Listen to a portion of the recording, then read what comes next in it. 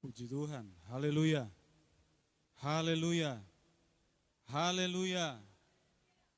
Dalam keadaan apapun, mari kita tetap percaya bahwa Tuhan kita, Tuhan yang besar, Tuhan yang hebat, dan Tuhan yang selalu bekerja mendatangkan kebaikan bagi setiap orang yang mengasihi Dia. Katakan amin. Selamat pagi, salam sejahtera buat kita semua, baik yang ada di tempat ini dan Bapak Ibu Saudara yang ada di rumah atau di dalam perjalanan atau mungkin di dalam pekerjaan saudara.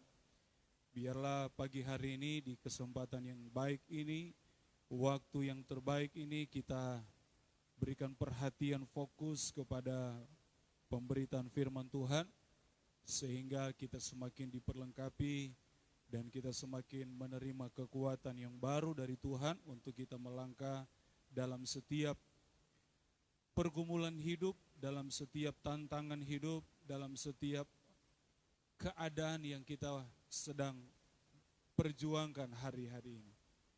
Saudara yang dikasih Tuhan, hari ini saya ingin berbicara tentang takut versus percaya. Hari-hari ini begitu kuat saudara, ayat yang Tuhan berikan kepada saya. Coba kita buka bersama di dalam Mazmur pasal yang ke-56. Di Alkitab yang saya pegang itu di ayat yang keempat. Tapi boleh coba lihat ayat 4 atau ayat yang kelima di tangan saudara ya. Mazmur 56, coba ayat yang keempat.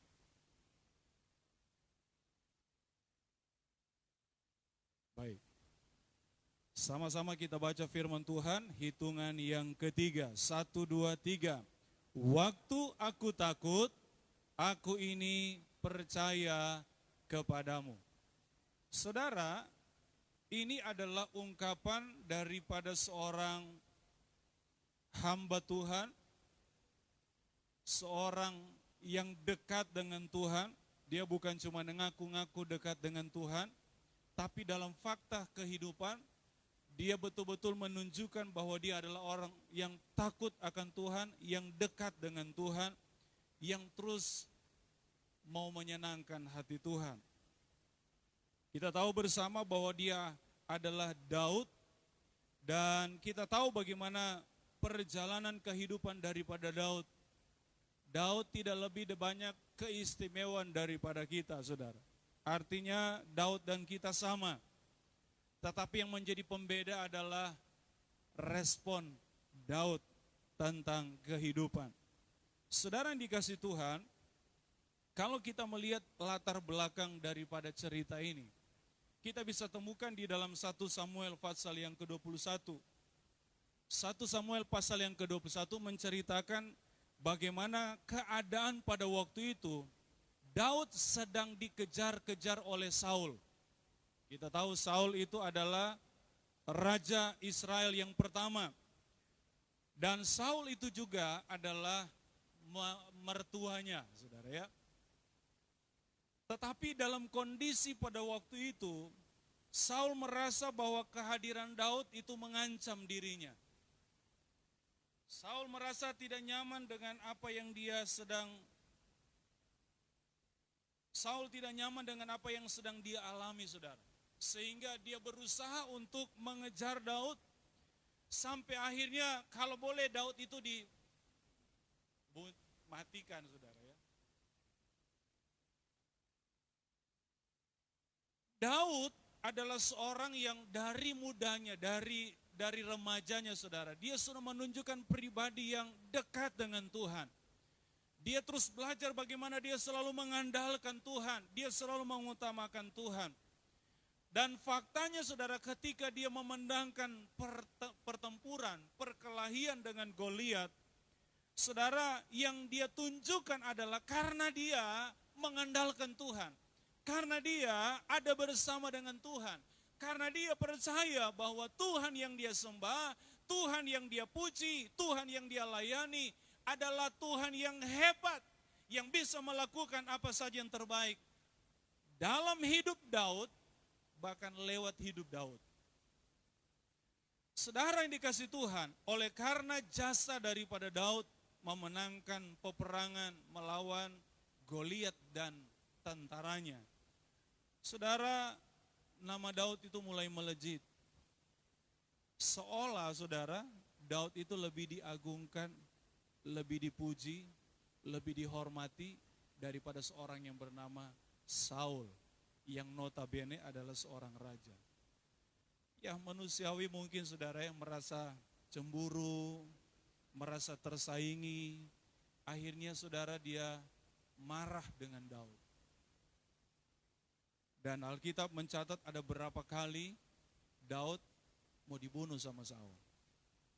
Dan kita tahu cerita yang paling menarik saudara, waktu Saul mau bunuh Daud adalah ketika Saul diganggu oleh roh jahat. Daud datang untuk nyembuhin dia saudara, untuk nolong Saul. Tapi Saul justru mau tombaki Daud. Dia lari, mulai dari situ pelarian dari Daud terjadi. Dan sampai pada pasal yang ke-21 1 Samuel mencatat bahwa saudara Daud lari dari Saul. Dan kalau saudara baca mulai di ayat pertama sampai ayat 14, Daud ada menemukan seorang imam, Ahimelek, di tanah Nob. Saudara, dia di situ berharap mungkin begini manusianya. Ya sekiranya ketika Daud ada di situ, Daud tidak akan dijumpai oleh Saul, dan imam ini mungkin bersama dengan katakanlah pengerja-pengerjanya akan melindungi Daud. Tapi Alkitab mengkonfirmasi bahwa pada waktu itu justru imam ini ketakutan. Karena mungkin saudara ada cerita yang sudah beredar bahwa Daud melakukan apa kalau bahasa politik itu, kalau sabotase mungkin ya, apa kalau istilahnya, jadi dia mau membalikkan pemerintahan supaya dia mau jadi pemimpin, mungkin saudara. Jadi secara politik sudah beredar bahwa Daud ini mau memberontak, jadi diputar ceritanya. Sampai imam ini saudara menjadi takut ketika berjumpa dengan Daud. Karena dia pikir nanti bisa-bisa dia akan kena imbasnya. Saudara. Sampai akhirnya Daud melihat mungkin gelagatnya. Waduh ini imam ini sudah ketakutan gitu ya. Akhirnya dia pergi saudara. Kita berpikir hari ini mungkin saudara ya, itu enggak berbeda jauh dengan orang yang datang cari pertolongan, tapi justru enggak mendapatkan pertolongan kepada orang yang dia pikir bisa memberikan pertolongan. Reaksi daripada banyak orang yang mengalami hal itu saudara, biasanya kecewa. Tapi kita baca di ayat-ayat ini, Daud enggak kecewa. Ada haleluya. Kenapa Daud tidak kecewa? Nanti kita akan lihat saudara. Hal itu menunjukkan cerita di dalam perjanjian baru. Saudara bisa lihat di dalam Lukas pasal yang ke-10 atau 17. Di mana cerita pada waktu itu ada seorang yang dirampok orang saudara. Kemudian dia terkapar di pinggir jalan. Dan dia butuh pertolongan saudara. Karena baru dirampok, kemudian dipukul orang. Lewatlah seorang imam. Dan dia cuma lihat dari jauh dan bersimpati. Aduh, ada orang cilaka. Aduh, ada orang digebukin. Aduh, cuman begitu saudara. Lewat dia. Nggak lama saudara ada orang lewat lagi. Seorang Lewi. Yang notabene imam dan Lewi itu kurang lebih saudara. Pergaulannya itu banyak di rumah ibadah. Hal yang sama, odo, bahasa Ibrani bilang, oh cepuse. Saudara nggak ngerti, ini kan bahasa Ibrani. Aduh kasihan, cuman begitu saudara, sambil lewat.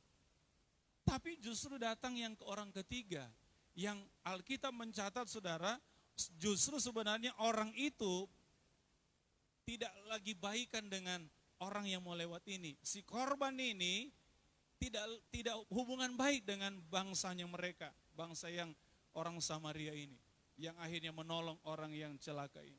Tapi justru saudara, dia meletakkan perbedaan itu, dia meletakkan batasan itu, dia meletakkan saudara tembok itu untuk apa? Dia nolong orang yang sedang sakit ini. Dia bawa di rumah sakit kalau hari ini saudara, dia bilang tolong dirawat, tolong buat dia sampai akhirnya sembuh. Dan ini saya kasih uang, kalau ada kurang nanti saya balik, saya lunasi. Bayangin saudara, orang yang gak dikenal. Tapi kita kembali, Daud mengalami sesuatu yang sepertinya mengecewakan, tapi dia tidak ambil keputusan untuk dia kecewa. Haleluya.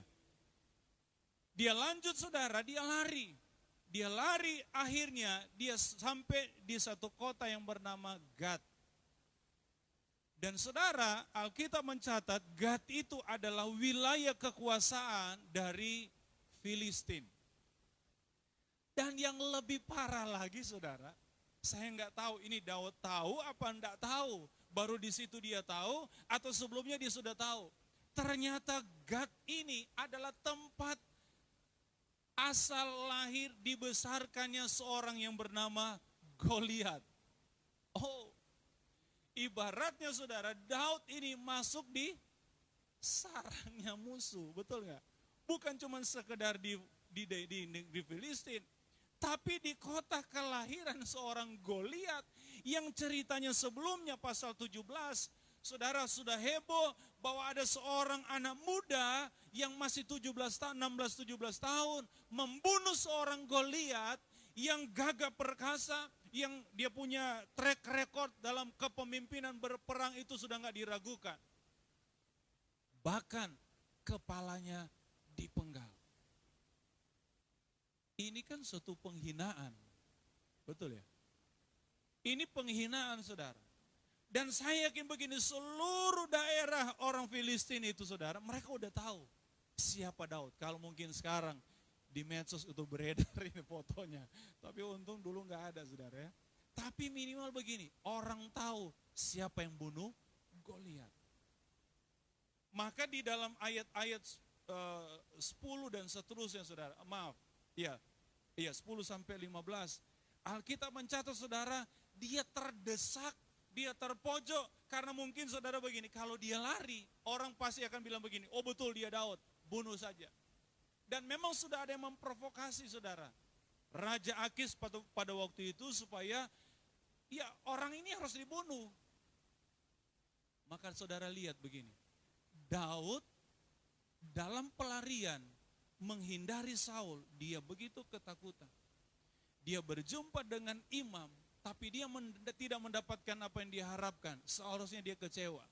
Dalam ketakutan, dalam kekecewaan yang seharusnya menimpa dia bertemu lagi dengan keadaan yang ketiga, bahwa dia ada di sarang musuh. Di mana saudara, musuh itu mungkin lagi cari Daud. Dan ini tanpa sengaja dia ada di situ. Dia tambah takut. Alkitab bilang saudara, Daud sangat takut. Karena gampang sekali saudara. Daud cuman di ayat yang lain ada pernyataan bahwa Daud datang sendiri. Tapi dalam ayat yang lain juga saudara, Daud itu ditemani beberapa orang. Katakanlah kita ambil saudara, Daud bawa 3-4 orang. Tapi itu tidak cukup untuk melawan kekuatan Filistin. Artinya begini, udah pasti mati. Jadi dia begitu ketakutan, bukan hanya untuk nyawanya, tapi juga dia pikirkan nyawa teman-teman. Karena Daud itu sangat, seorang yang sangat toleran saudara.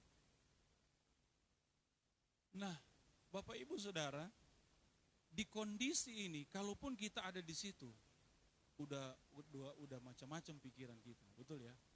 Udah takut, udah gelisah, udah bingung, udah cemas, mungkin sudah keringat dingin, mungkin sudah macam-macam.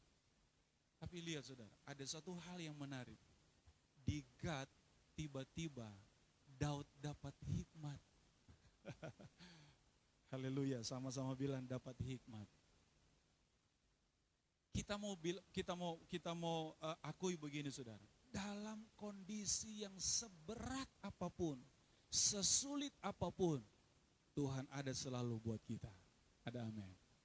Dia selalu turut bekerja mendatangkan kebaikan buat kita. Maka saudara, dalam keadaan terdesak, terjepit, dalam keadaan yang sangat menakutkan bagi Daud, tiba-tiba dia dapat hikmat dari Tuhan untuk dia bersikap seperti orang gila. Alkitab mencatat saudara, Daud datang di tembok kota itu saudara, kemudian dia mulai garu-garu. Kayak orang gila. Pernah lihat orang gila saudara? Siapa kira-kira yang bisa kasih contoh? Dia garu-garu saudara, maaf bicara. Alkitab bilang dia biarkan sampai, bahasa Ibrani bilang eweknya, air liurnya meleleh-meleleh.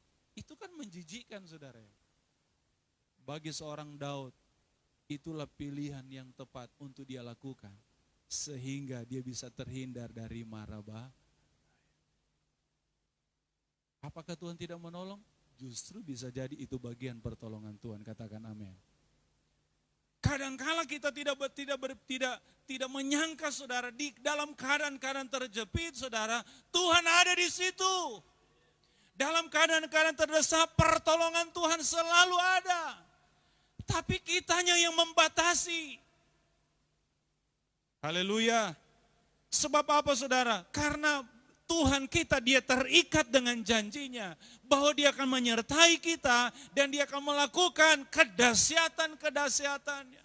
Bayangin saudara, ketika orang bilang begini, Raja, itu Daud yang membunuh Goliat, itu ada di situ. Si Akis bilang begini, mana. Mungkin sudah datang dengan pedang saudara, datang dengan pasukan. Pas lihat, orangnya gila. Mungkin seperti itu, saya enggak persis saudara ya. Mungkin Alan persis kan. Kalau mau dia sangat pintar berakting. Ya, apalagi namanya sama. Ya. Dia garu-garu sambil waktu Akis lihat, enggak mungkin. Masa Daud yang bunuh Goliat modelnya kayak begini? Ini enggak mungkin. Dia bilang begini, kamu pikir di kota ini kehabisan orang gila, sampai kamu bawa saya untuk lihat orang gila yang lebih macam kayak gini. Kamu ini mempermainkan aku. Sepertinya begitu saudara. Singkat cerita, pergilah Akis dan Daud aman. Dalam pergumulan ini saudara, Daud ekspresikan dalam tulisannya bahwa di dalam kondisi menghadapi ketakutan, Daud tidak pernah berkata begini, aku tidak takut. Dalam keadaan yang menyerang dia, karena saya coba baca saudara arti bahasa dari kamus, kemudian ada membingungkan saudara, orang mengartikan ini takut. Tapi saya definisikan begini saudara, takut itu adalah satu keadaan situasi, kondisi yang sedang kita alami karena mungkin itu tekanan, karena ada ancaman, karena ada satu permasalahan, trauma, karena sesuatu. Tapi begini saudara, intinya ketakutan itu adalah satu bayangan yang belum terjadi. Sesuatu yang belum fakta. Jadi kalau kita berpikir bahwa itu belum real, itu belum tentu jadi fakta, maka kita kadang-kala saudara dipermainkan di area pikiran. Contoh saudara, waktu kita belum dikasih tahu jembatan itu ada yang pernah bunuh diri, kita lewat situ oke-oke saja, benar apa benar? Jalan fluid, siul-siul saudara ya. Tapi ada teman kita bilang, tahu enggak? Di situ 5 tahun yang lalu, bayangkan 5 tahun yang lalu, ada nenek-nenek tua hamil. Ini kan contoh saudara ya, namanya juga cerita saudara ya. Nenek-nenek tua hamil, enggak ada yang bertanggung jawab, bunuh diri. Saya percaya saudara, besok malam saudara mungkin akan was-was lewat situ, betul enggak? Udah kepikiran, nenek-nenek tua 5 tahun yang lalu, udah kebayang saudara, udah takut duluan. Coba, kita kebanyakan dipermainkan di area pikiran. Saudara, Daud manusia biasa sama seperti kita. Tapi ternyata begini, dia juga mengakui bahwa rasa takut, ketakutan itu tidak mengenal siapapun. Yang setuju bilang amin. Takut itu bukan hanya untuk orang miskin. Takut itu bukan hanya untuk orang kaya. Takut itu bukan hanya untuk orang yang tinggal di istana. Takut itu bukan hanya orang yang tinggal di hutan. Takut itu bukan hanya orang yang banyak uang. Takut itu kepada semua orang. Ada amin. Siapa bilang saudara, keadaan hari-hari ini tidak membuat kita takut? Jujur, saya sempat takut. Yang saya takutkan begini saudara, aduh, bagaimana nanti terjadi A, B, C. Saya cuma mikir begini, saya bukan cuma hidup sendiri. Ada istri yang saya sangat cintai. Ada 2 gadis saya yang masih kecil-kecil. Saya udah mikir ada keluarga saya. Saya mikir MHCC. Aduh, mikir saudara. Saya pikir Joshua belum married. Direkam lagi. Sorry. Ya, mikir saudara. Saya mikir. Dan dalam pikiran bukan tidak ada unsur ketakutan. Ada. Dan saya lihat wajah saudara pun tanpa saudara bicara saya bisa tahu. Kadang kalau saudara ketawa tapi di balik ketawa saudara ada hal yang lain gitu ya. Artinya begini saudara, kita akui bahwa takut itu, ada orang bilang begini, wajar, normal, saya belum terlalu sepakat dengan hal itu. Meskipun takut itu kita sepakat itu manusiawi. Setuju saudara ya? Jangankan manusia, anjing pun bisa takut. Oh iya, Pito saudara, dia gonggong orang, dia kejar orang, orangnya balik mau hantam dia, jadi takut dia saudara. Tadinya dia mau kejar orang, pikirnya mungkin orang bisa takut. Orang itu balik mau nyerang dia yang takut, anjing aja bisa takut. Jadi kalau kita mengalami perasaan ini, itu manusiawi. Tapi bicara wajar atau normal, tunggu dulu, ada haleluya.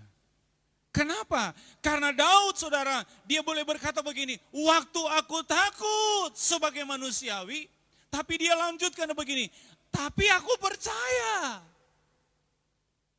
Artinya begini, saya temukan satu kalimat begini, natural itu bisa diatasi oleh supranatural. Ada amin. Ketakutan itu adalah produk dunia. Ketakutan itu adalah produk dari setan. Ketakutan itu saudara adalah manusiawi.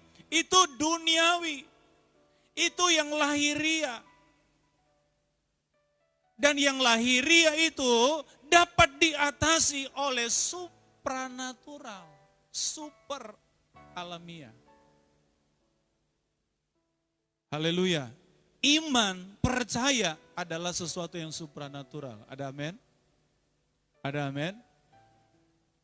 Alkitab bilang begini, iman itu muncul dari mana? Mendengarkan firman Allah.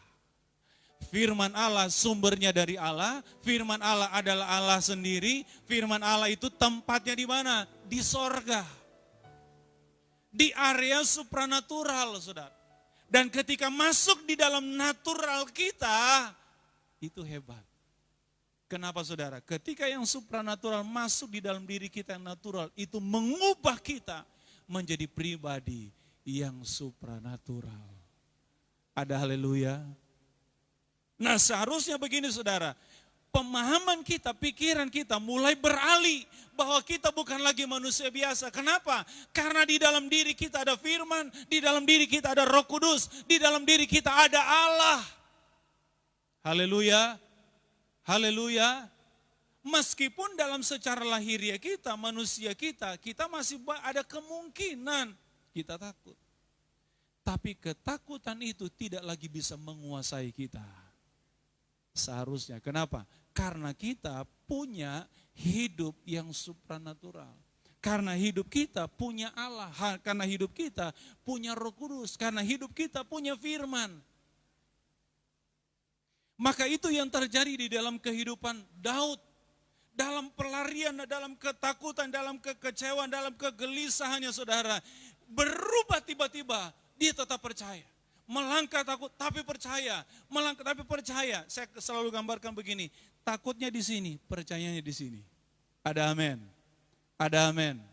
Bukan sebaliknya, takutnya di sini, percayanya di sini. Maka orang yang seperti itu saudara, maaf. Orang yang ternyata begini saudara, saya pelajari orang yang ternyata hidup terus dalam ketakutan tidak lebih baik. Mau di dunia usaha dia nggak akan lebih baik. Di dalam dunia rumah tangga dia tidak akan lebih baik. Dalam dunia kerohanian tidak lebih baik. Karena berapa banyak orang yang takut, depresi, stres, akhirnya ujung-ujung apa? Bunuh diri atau enggak bunuh orang. Karena takut. Orang takut enggak punya makan. Apa yang dia lakukan saudara? Karena dia cari enggak dapat makan, dia cari orang yang bisa dia bunuh untuk dia bisa dapat makan. Hari-hari ini saudara, orang kalau tidak lagi mengerti tentang konsep yang benar tentang bagaimana kita memanage kehidupan yang baik. Dan ternyata hanya melalui firman kita menemukan bagaimana hidup yang sesungguhnya, hidup yang benar, hidup yang dapat mengontrol saudara. Hidup yang dapat dikendalikan kepada hal yang baik, kepada hal yang benar. Cuman firman. Di luar itu saudara, orang tidak akan pernah punya pegangan yang kuat. Ketika ada kekhawatiran, ketika ada ketakutan, arahnya dampaknya kepada hal yang buruk. Saya berdoa, setiap kita, Jemaat MHCC, dan semua kita saudara, anak-anak Tuhan, mari kita terus punya pengharapan, berpegang terus kepada firman. Yang menuntun kita, yang mengarahkan hidup kita kepada kebenaran demi kebenaran yang daripada Tuhan. Ada amin. Alkitab bilang 1 Timotius 3:16. Firman yang ilhamkan. Haleluya. Banyak memberi keuntungan buat setiap kita. Maka saya mau bilang, banyaklah baca firman. Haleluya. Engkau gelisah, banyak baca firman Tuhan. Engkau ada masalah, baca firman Tuhan. Tiba-tiba Tuhan akan tuntut saudara buka Alkitab dan menemukan ada kekuatan lewat setiap firman yang saudara baca dan dengar. Saudara yang dikasih Tuhan, kalau saudara lihat perjalanan hidup daripada Daud, dia selalu bilang begini, aku bersyukur, aku menyukai firman, aku bersyukur, aku mengingat akan perintahmu. Selalu itu saudara.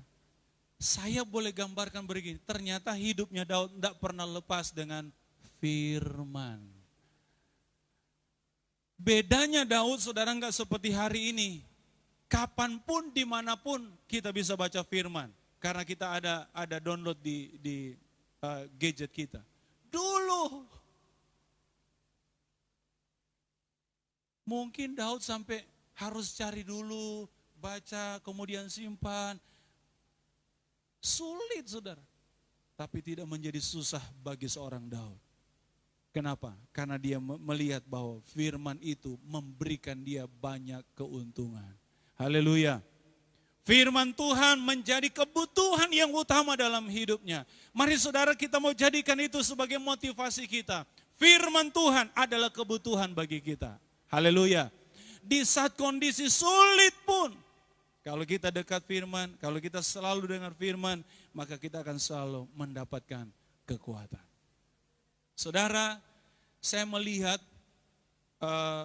ada rahasia yang besar Daud boleh tunjukkan kepada kita.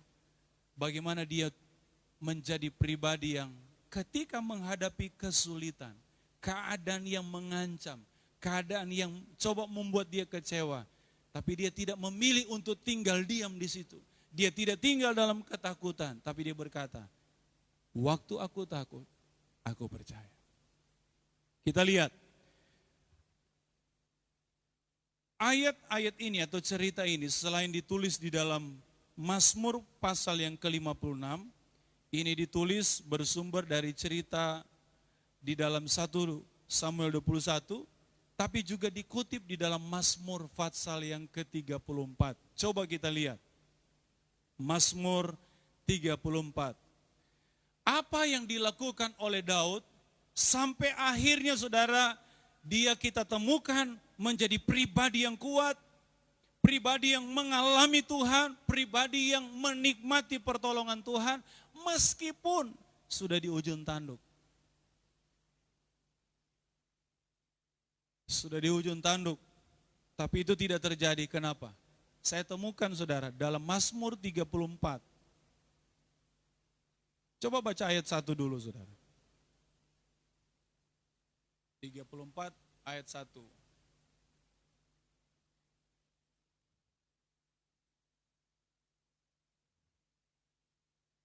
Mazmur 34 ayat 1.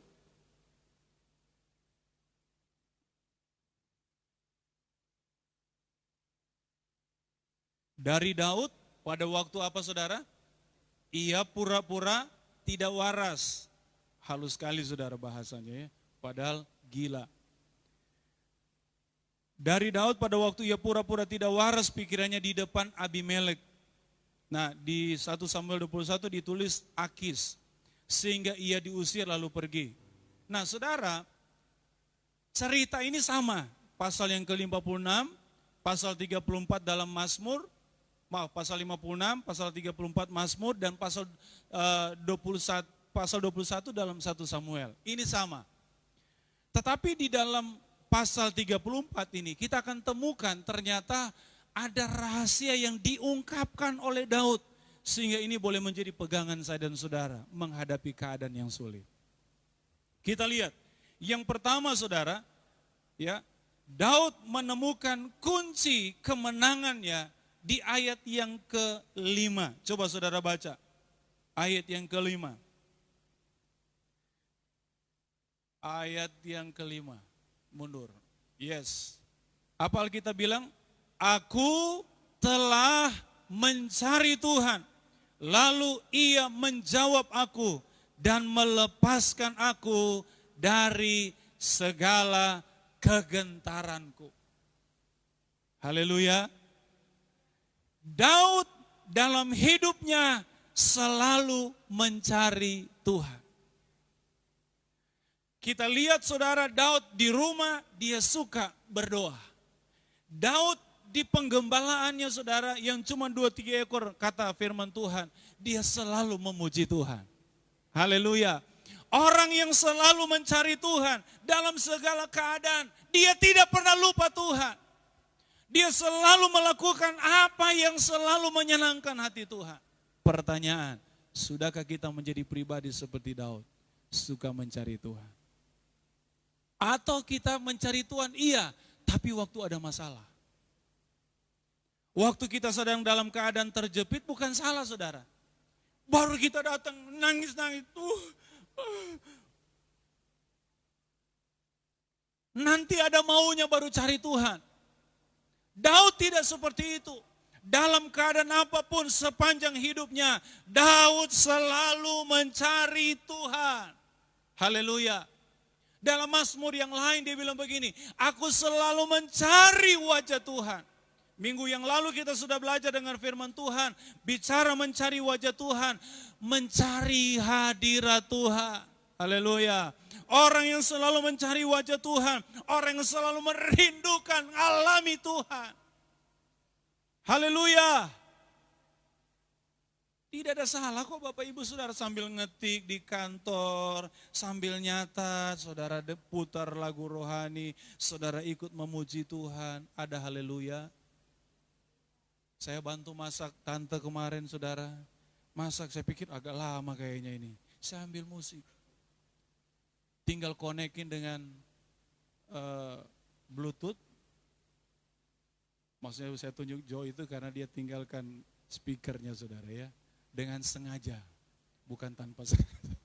Dengan sengaja dia tinggalkan. Jadi saudara suaranya itu sampai seluruh rumah dengar saudara. Karena kecil tapi bukan promosi ya. Tapi boleh juga bagi komisi. Kedengaran saudara, jadi saya masak sama tante di dapur, kedengaran. Woi, nggak lama saudara, yang lain ngumpul, ikut mendengar lagunya sambil melihat saudara ya. Haleluya. Dimanapun, di mobil saudara apalagi, kita bisa ada kesempatan untuk mengekspresikan kita ini adalah orang yang suka mencari Tuhan. Haleluya. Saya kalau naik di mobilnya Uco, asal bunyi mesinnya hidup, langsung keluar musik. Dan padahal saya tahu dia musisi sekuler juga. Tapi yang keluar musik lagunya, lagu rohani. Luar biasa. Asal jangan waktu dia lagi manggung, lagu sekuler tiba-tiba melodinya dia ubah jadi lagu rohani lagi. Ya. Artinya begini saudara, mari kita mulai biasakan hal-hal yang mengekspresikan kita mencari Tuhan. Ada amin. Haleluya. Haleluya. Orang yang mencari Tuhan gak usah disuruh-suruh. Ada panggilan dari dalam, ada yang menggerakkan dari dalam. Buka Alkitab, baca Alkitab, berdoa, memuji Tuhan, menyembah Tuhan. Saudara, Tuhan cari kita bukan cuma cari penyembahan kita. Tapi Tuhan cari, dia bilang dia cari penyembah. Ada amin. Berarti kalau bicara penyembah, worshiper itu, dia selalu dalam hidupnya selalu terekspresi. Suka nyembah, suka dengar lagu rohani, suka memuji Tuhan. Haleluya. Haleluya. Apalagi kita sekarang banyak masa-masa di rumah saja. Mari kita pergunakan banyak waktu. Ya. 2 minggu kemarin saudara, kami di Infinity ada hampir tiap hari ada bikin persekutuan. Saya terus hadir saudara, karena puji Tuhan dipercaya untuk melakukan sesuatu.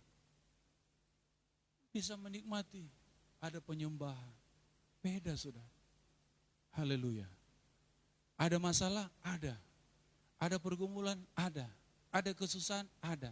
Tapi ketika kita sedang menyembah, ketika sedang mencari Tuhan, maka kita akan menemukan ada banyak hal yang luar biasa terjadi. Kenapa saudara? Karena kita lihat ayat ke-6. Ayat 5, dia bilang begini. Aku telah mencari Tuhan, lalu apa? Ia menjawab aku dan melepaskan aku dari segala kegentaranku. Ada jaminan bagi kita ketika kita terus mencari Tuhan, terus mengutamakan Tuhan, terus mencari wajah Tuhan.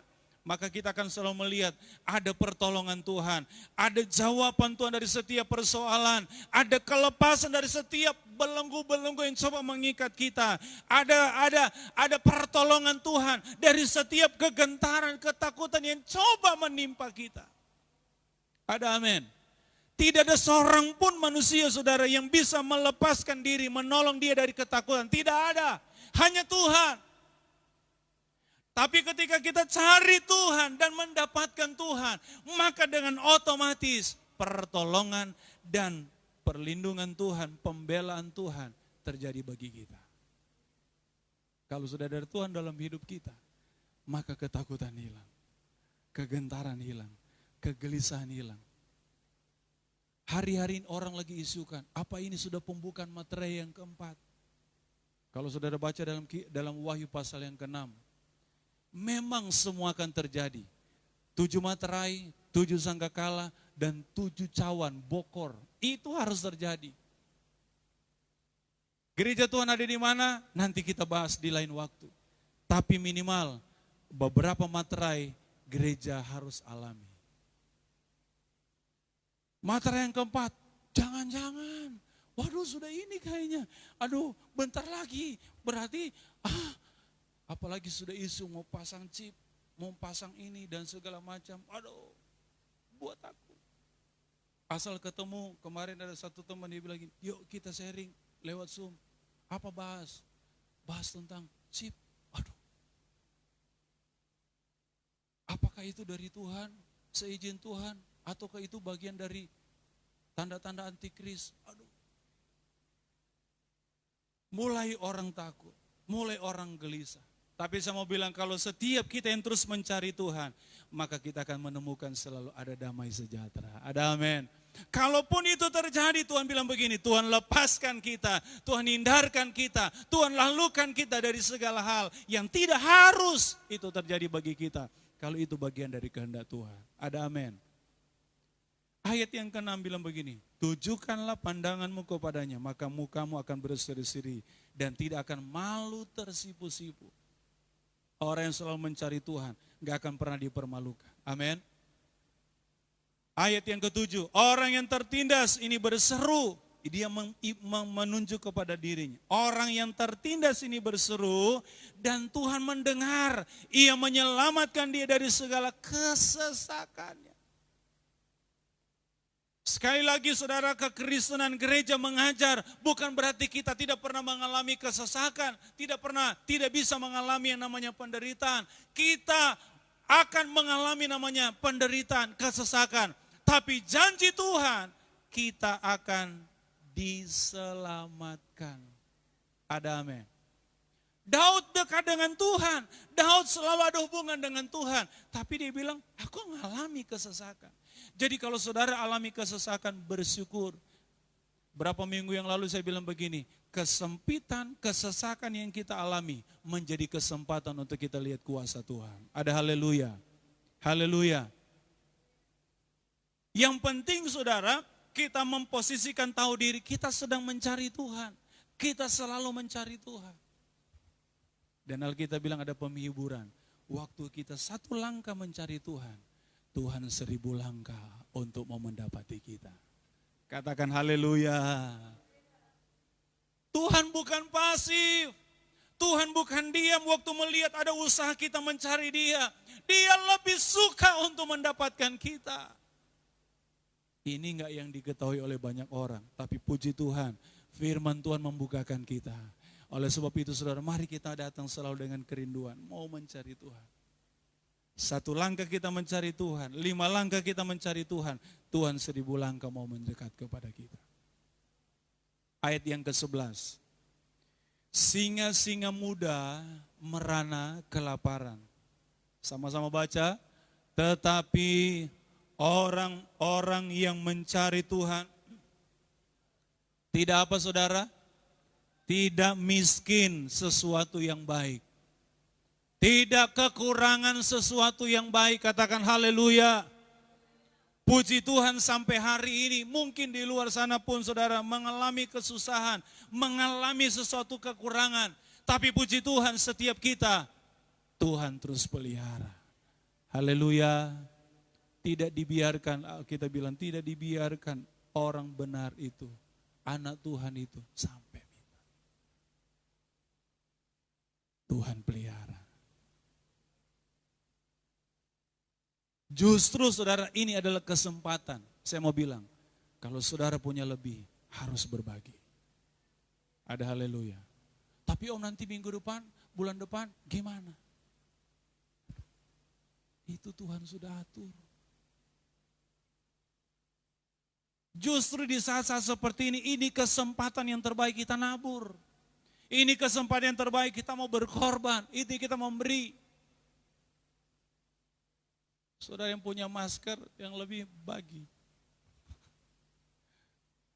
Kalau saudara punya uang lebih, ya beli sendiri. Jangan harap orang mengasih. Ya. Saudara punya tabungan lebih, saudara lihat masih cukup untuk berbagi. Jangan ragu. Jangan takut miskin. Ada haleluya. Tapi justru ketika kita melakukan hal itu dengan baik-baik saudara, kita sedang memiutangi Tuhan, kata firman Tuhan. Artinya begini, ketika kita melakukan dengan iman, ketika kita mengikuti kegerakan Allah lewat hati kita untuk melakukan apa yang harus kita lakukan sesuai firman, maka itu sedang menimbun saudara. Sedang menginvestasikan sesuatu yang besar di kemudian hari buat kita. Jangan takut miskin. Haleluya. Jangan sudah mulai hitung-hitung pulang-pulang, lihat tabungan baru, harus tinggal segini. Maka saya mau bilang begini saudara, takut versus percaya. Kalau orang dalam ketakutan, pasti yang ada di pikirannya begini, enggak usah. Mending saya untuk 2 bulan, 3 bulan ke depan, yang penting cukup. Nggak usah memberi, nggak usah berbagi. Udah yang penting cukup. Pertanyaan, setelah 3 bulan kamu mau jadi apa? Ayo, mau dari mana? Kenapa kita nggak pakai saudara konsep firman Tuhan? Nabur hari ini, kita nuai hari esok. Ada amin? Jadi kalau kita pikir masih 3 bulan, udahlah yang 1 bulan saya pakai nabur. Jadi 2 bulan kemudian kita nuai. Dari mana? Dari mana aja. Enggak mungkin kalau kita sudah nabur, kita sudah tanam terus kita nggak tuai. Enggak mungkin. Hukum alam saja saudara, enggak bisa dihalangi. Ketika ada orang nanam, dia pasti akan bertumbuh dan dia akan pasti menuai. Apalagi hukum rohani. Alkitab bilang ketika kita menabur, ketika kita memberi, ketika kita berkorban, maka waktunya kita akan menuai. Haleluya, haleluya. Aduh berat ini om, masa sulit begini berat ini om. Ya jangan pakai logika, pakai iman. Kalau kita pakai logika berat, pasti ada takut. Tapi kalau kita pakai iman, berarti kita sedang mempercayakan Tuhan melakukan segala perkara. Haleluya. Saya udah kasih tahu arti iman belum? Iman itu dalam bahasa Yunani itu diambil dari kata pistis. Artinya begini, kita percaya kepada sesuatu atau kita mempercayakan kepada seseorang. Dalam hal ini konteks saudara, kita percaya ke Tuhan berarti begini, kita percaya Tuhan dan kita sedang mempercayakan hidup kita kepada Tuhan. Ada amin. Kalau kita sudah mempercayakan hidup kita kepada Tuhan, maka saya percaya Tuhan yang kita percaya, yang sudah mendapatkan kepercayaan dari kita, tidak mungkin tinggal diam. Dia akan terus berpikir melakukan apa yang terbaik buat kita. Mulai dari kita ambil keputusan, percaya Tuhan dan mempercayakan hidup kita sepenuhnya kepada Tuhan. Dan Daud seorang yang tidak pernah saudara bisa diandalkan dari hal apapun. Dia membuktikan diri. Dia mengalami kuasa yang hebat dari ketika dia terus mencari Tuhan. Saudara lihat, secara kekuatannya saudara, secara kehebatannya, secara pengaruhnya dia punya. Secara simpati dari rakyat Israel dia punya. Baru ngalahin Goliat saudara, dia punya. Ketimbang saudara kalau mungkin dengan Saul. Dia punya prajurit, karena sudah beberapa kali dia ikut berperang juga, saudara. Dia punya orang-orang yang terdekat yang loyal. Disuruh mau apa saja, pasti dilakukan. Tapi Daud tidak pakai itu, saudara, untuk menolong dirinya. Ada amin. Daud tidak pakai itu, saudara, untuk menyerang Saul. Dia tidak pakai. Yang dia lakukan, dia terus cari Tuhan. Bahkan dalam setiap kehidupan daripada Daud, saudara bisa baca. Apa yang dia lakukan, dia tanya, Tuhan boleh enggak? Lama dia kalau Tuhan bilang begini, boleh, silakan berperang, baru dia lakukan. Kalau Tuhan enggak jawab, Tuhan bilang begini, jangan Daud, dia enggak lakukan. Artinya apa saudara? Daud selalu dekat, dia selalu mencari Tuhan, dia selalu mencari kehendak Tuhan, dia selalu mencari apa yang Tuhan mau atau dia lakukan dalam hidupnya. Haleluya. Yang kedua, kita lihat saudara, Daud yang pertama apa?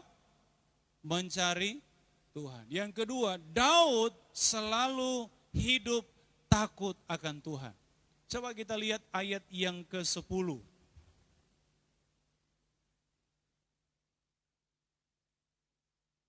Ayat 10, iya, mari sama-sama kita baca. 2, 3, takutlah akan Tuhan, hai orang-orang yang kudus, sebab tidak berkekurangan orang yang takut akan Dia. Yang setuju firman Tuhan katakan amin. Setiap orang yang takut akan Tuhan, dia bilang begini, tidak akan pernah berkekurangan. Kekurangan mujizat, kekurangan berkat, kekurangan, enggak pernah saudara. Artinya orang yang takut akan Tuhan, kaya dengan kemurahan Tuhan. Haleluya, kaya dengan kebajikan Tuhan. Dan itu menjadi keputusan dari Daud, maka dia harus mempertahankan hidup takut akan Tuhan. Maka saya bilang tadi, ada kesempatan Daud dalam 1 Samuel pasal yang ke-24 dan 1 Samuel pasal yang ke-26. Dia bisa saja bunuh Saul. Yang pertama dalam 1 Samuel 24, saudara, dia dekatin Saul lagi ngorok. Daud, ya pikir kalau manusia, aduh, ngejar-ngejar loh. Tempelin sedikit. Bisa aja saudara kalau kita iseng kan manusia, ikat tangannya, ikat kakinya, terus dia, tak. Bisa aja. Saudara. Tapi Daud enggak. Daud, aduh luar biasa saudara. Baca dalam 1 Samuel pasal yang ke-24. Dia bilang begini, aku tidak akan pernah menyentuh orang yang diurapi oleh Tuhan. Aku menghormati orang yang diurapi Tuhan. Wow. Jadi dia cuma potong saudara. Jubah dari Saul.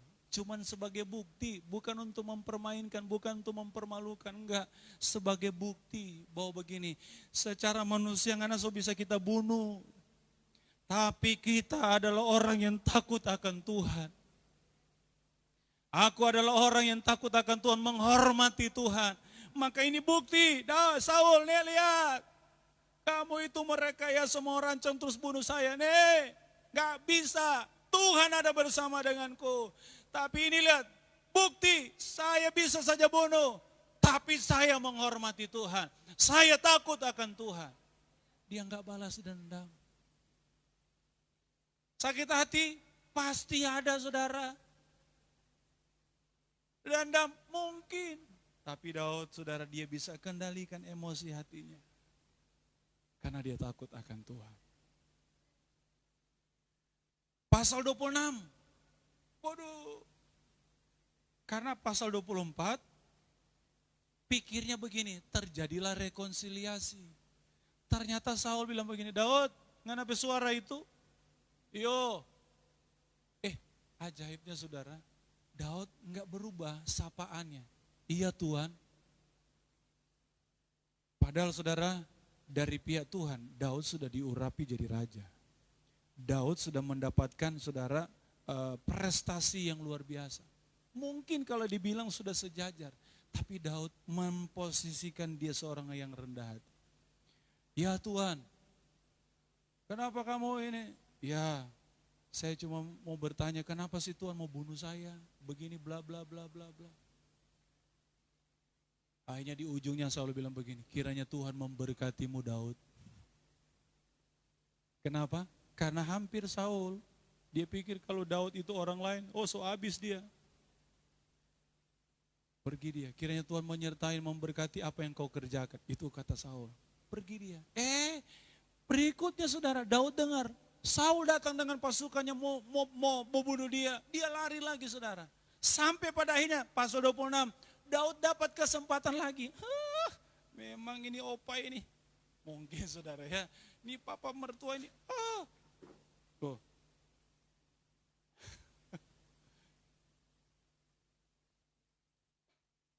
Akhirnya Daud bilang begini sama pengawalnya. Coba potong itu dia punya. Ambil DP tombak.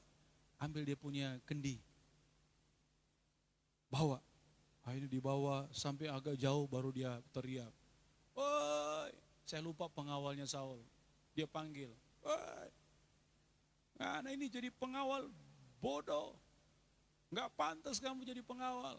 Kamu gak menjaga nyawa rajamu. Kaget. Ini Saul dengar. Wah ini Daud punya suara ini. Dia bilang begini. Ini loh tombak dan kendi yang ada di sisi kepalamu.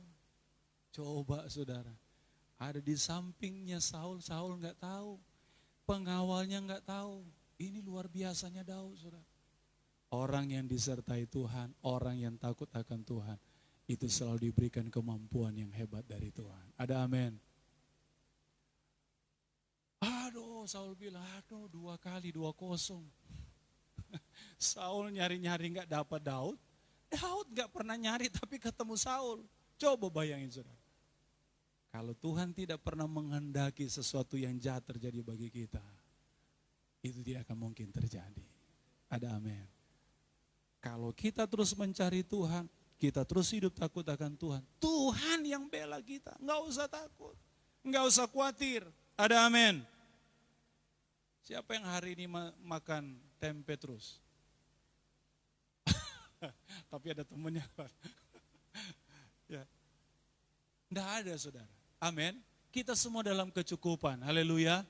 Haleluya. Artinya begini, setiap kita yang terus mencari Tuhan, hidup takut akan Tuhan, terus dipelihara oleh Tuhan. Lihat ayat 8. Malaikat Tuhan berkemah di keliling orang-orang yang takut akan Dia. Lalu Ia meluputkan mereka. Dari apa? Dari segala hal. Termasuk saya mau bilang, Tuhan dapat luputkan kita dari virus corona. Haleluya. Tuhan bisa luputkan kita dari virus-virus yang akan datang. Kita nggak tahu. Tapi Tuhan bisa luputkan kalau kita terus berlindung di dalam takut akan Tuhan. Ayat 9. Kecaplah dan lihatlah betapa baiknya Tuhan itu. Sama-sama bilang haleluya. Tuhan kita baik. Amin. Berbahagialah orang yang berlindung pada Tuhan. Bahasa lainnya, diberkatilah orang yang berlindung kepada Tuhan. Orang yang takut akan Tuhan. Ayat 12, maka ini pesan Daud, dia bilang begini. Marilah anak-anak, kalau saudara dia, mungkin saya mewakili dia Daud. Marilah anak-anak, dengarkanlah aku. Apa saudara? Takut akan Tuhan, akan kuajarkan. Bagi Daud, ini adalah sesuatu yang penting dalam kehidupan. Bagi Daud, tema takut akan Tuhan harus dimiliki oleh semua orang. Ada amin. Mau dia bapak-bapak, mau dia ibu-ibu, mau dia pemuda, remaja, sampai ke anak-anak. Harus belajar hidup takut akan Tuhan. Ayat yang lain berkata orang yang terbukti takut akan Tuhan pasti akan menjauhi kejahatan. Ada amin. Potensi hari-hari ini orang bisa gampang buat jahat, gampang buat dosa. Tapi mari saudara, kita mau jaga hidup kita takut akan Tuhan. Ada amin. Hari-hari ini himbauan stay at home. Sama dengan begini, stay at cost. Kan begitu saudara. Tapi hati-hati. Ada potensi-potensi yang bisa menggoda kita untuk melakukan yang dosa, yang jahat. Tapi kalau kita hidup takut akan Tuhan, Tuhan akan luputkan kita. Ada amin. Tuhan akan tolong kita untuk tidak melakukan yang jahat. Yang ketiga. Waduh, so panjang. Sudah juga kali ya. Cukup ya, 2 saja. Atau mau tambah bonus?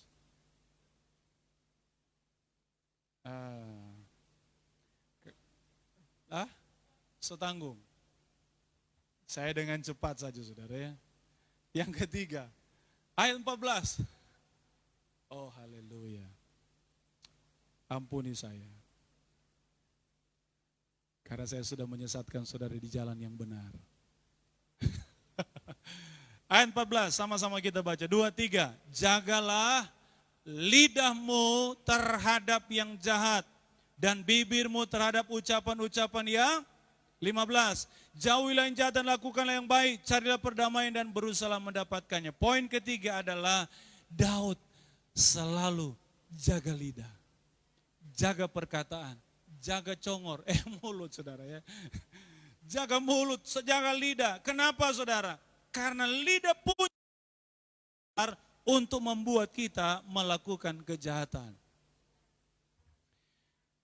Yakobus gambarkan lidah itu seperti api. Itu bisa membakar hutan, itu bisa membakar rumah yang besar. Cuman dari modal korek kecil, api yang kecil. Saya bikin kue kemarin saudara. Saya mau kasih surprise di hari Kartini. Saya mau bikin brudel, coklat. Ada oven di rumah tapi sudah lama nggak dipakai saudara. Saya colokin di gas, saya nyalain, saya lupa mana off, mana on. Kanan apa kiri, udah coba. Ada bunyi, oh berarti ini on. Saya matiin, saya kecilin. Udah dimatiin pun masih ada, aduh, saya cari, nggak ada. Mungkin itu perasaan. Tapi feeling kuat saudara. Pas dia mati, saya coba nyalain. Saya bilang Haris agak menjauh, biar Pak saja yang nyalain. Maksudnya mungkin saudara, saya lebih terlatih dia. Benar saudara, saya nyalain, saya deketin di mata apinya, di bawah. Tiba-tiba saudara api besar keluar. Saya langsung refleks. Karena ada Tuhan saudara ya. Saya periksa hening-kening saya. Masih utuh, puji Tuhan. Saya raba, haleluya. Saya bilang ini gak bisa dipakai. Ini bocor. Api saudara. Cuman dari kecil. Bayangin, cuman ujung lidi. Saya masukin. Dia gak nyala besar, cuman kecil. Karena sudah mau hampir mati, saya masuk ke dalam. Bus dia keluar. Jadi api yang besar. Berbahaya. Lidah kalau kita nggak jaga, itu bisa membuat kita menjadi orang yang jahat. Karena orang melakukan kejahatan adalah orang jahat. Ada nggak orang baik bisa melakukan kejahatan? Begini, orang yang melakukan kejahatan pasti dibilang orang jahat. Maksudnya kan begitu. Tidak ada orang yang melakukan kejahatan, baik loh, baik. Padahal baru lakukan kejahatan. Enggak mungkin. Nah saudara, kita harus jaga lidah kita kata firman Tuhan. Haleluya. Ketika kita bisa menjaga lidah kita saudara, maka kita akan melihat banyak hal yang terhindar. Alkitab bilang begini, lidah kita, semua organ tubuh kita saudara, panca indera kita yang sudah diselamatkan, harus kita pakai untuk melayani Tuhan. Bukan melayani dosa. Tapi karena waktu saya sudah ya. Satu ayat dulu deh.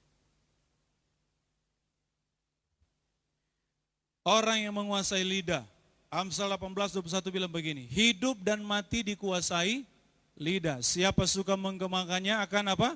Makan buahnya. Amsal 17:20 bilang begini, orang yang serong hatinya tidak akan mendapat bahagia. Orang yang mutar-mutar lidahnya akan jatuh ke dalam celaka. Ayat Amsal 21:23, siapa memelihara mulut dan lidahnya, memelihara diri daripada kesukaran. Ada haleluya. Saudara enggak mau alami kesukaran, amin? Maka kita harus belajar dari sekarang jaga lidah. Mazmur 34 ayat 14 bilang begini, jagalah lidahmu terhadap yang jahat dan bibirmu terhadap ucapan-ucapan yang menipu. Pasal 35:28 dalam Mazmur, dan lidahku akan menyebut-nyebut keadilanmu, memuji-muji engkau sepanjang hari. Itulah yang terbaik saudara. Saya baca ayat aja deh supaya cepat. 1 Timotius 3:8. Dia bilang begini, demikian juga diaken-diaken, haruslah orang terhormat. Jangan bercabang lidah, jangan penggemar anggur, jangan serakah. Coba saudara, jangan bercabang lidah. Emang lidah kita bercabang saudara? Enggak ada, cabangnya cuma satu. Tapi kan itu istilah. Ada haleluya. Kita jangan bercabang lidah. Saudara bisa kembangkan artinya. Yakobus 1:26 bilang begini, jikalau ada seorang menganggap dirinya beribadah tetapi tidak mengekang, apa mengekang? Mengendalikan lidahnya, ia menipu dirinya sendiri, maka sia-sialah ibadahnya. Yakobus 3:5-6 bilang begini, demikian juga lidah walaupun suatu anggota kecil dari tubuh, namun dapat memegahkan perkara-perkara yang besar. Lihatlah betapapun kecilnya api, ia dapat membakar hutan yang besar. Ayat 6a, lidah pun adalah api. Enggak dibilang seperti, tapi lidah pun adalah api. 1 Petrus 3:10. Siapa yang mau mencintai hidup dan mau melihat hari-hari baik, siapa saudara? Saya dan saudara, ada amin? Kita mau lihat hari-hari yang kita lalui adalah hari-hari yang baik, hari penuh dengan keberuntungan, hari yang penuh diberkati. Maka firman Tuhan bilang begini, ia harus, sama-sama baca, ia harus menjaga lidah terhadap yang jahat dan bibirnya terhadap ucapan-ucapan yang menipu. Siapa yang bisa jaga lidah kita? Ya diri kita sendiri, masa kita mau jaga lidah orang lain? Enak aja. Ya. Yang jaga lidah kita diri kita sendiri. Maka mari kita mau berjuang sama-sama bilang jaga lidah. Lidah sendiri. Kan begitu. Jaga lidahmu. Udah jaga lidah kita aja saudara ya. Ya. Penutup. Kalau sudah bilang penutup, haleluya. Yesaya 41 ayat 10.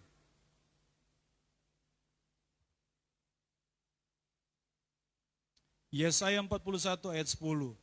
Sama-sama kita baca suara keras. 2, 3. Janganlah takut, sebab aku menyertai engkau. Janganlah bimbang, sebab aku ini Allahmu. Aku akan meneguhkan, bahkan akan menolong engkau. Aku akan memegang engkau dengan tangan kananku yang membawa kemenangan. Saudara, takut atau percaya itu bisa terjadi tergantung keputusan kita. Karena keputusan kitalah yang akan membuat diri kita takut atau percaya. Firman Tuhan jelas datang bagi kita bahwa setiap kita bisa berpotensi menjadi orang takut, tapi juga bisa berpotensi menjadi orang yang terus percaya. Kiranya firman Tuhan menolong kita untuk memilih tepat, sehingga kita mulai hari ini, ketika mulai ada rasa takut, tingkatkan iman kita, tingkatkan percaya kita. Alkitab mau bilang begini, kuasai pikiran kita. Cari Tuhan, cari wajahnya, takut akan Tuhan, jaga lidah, maka kita akan melihat, kita akan dimampukan untuk hidup selalu percaya kepada Tuhan dan melihat janji Tuhan terjadi bagi kita. Kita bangkit berdiri saudara. Haleluya. Haleluya. Ku tidak takut, sebab kau besertaku.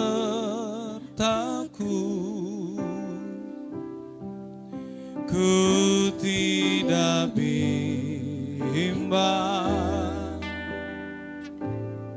sebab engkau Allahku. Engkau meneguhkanku.